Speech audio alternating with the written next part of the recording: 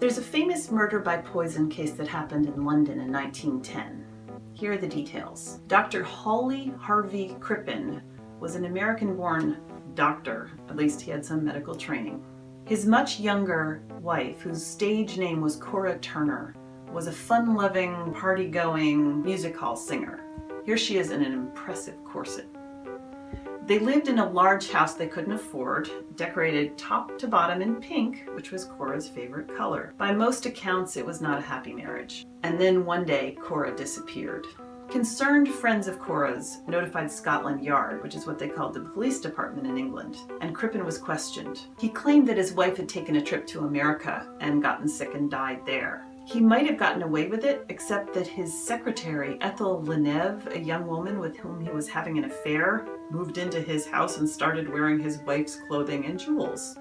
Soon after that, Ethel and Crippen escaped on a ship bound for Canada. Meanwhile, Scotland Yard inspectors searched Crippen's house, and they found a dead body, or at least bits and pieces of a dead body, buried in the basement. The body contained traces of hyoscine, or scopolamine, which is an alkaloid derived from a plant in the nightshade family. It's used by doctors from time to time, including Crippen, but too much of it can definitely kill you. At just about the same time, a new invention had arrived on the scene. A telegraph, invented by the Italian inventor Guglielmo Marconi. Newspapers reported that the fugitives had escaped, and word traveled quickly. The captain of the ship grew suspicious of Crippen and Ethel, possibly because Ethel was disguised as Crippen's teenage son, and they were terrible actors.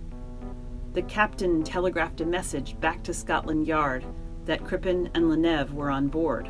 A Scotland Yard inspector boarded a faster ship.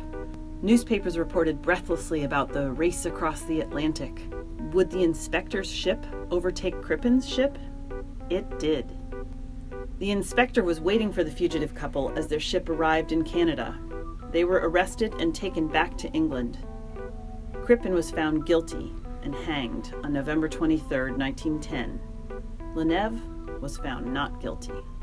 So what makes this story more than your average run-of-the-mill murder by poison case?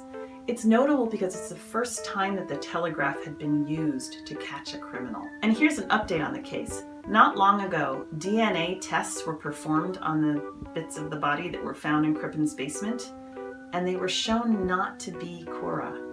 Does that mean he was innocent? Did Crippen not murder his wife? What do you think?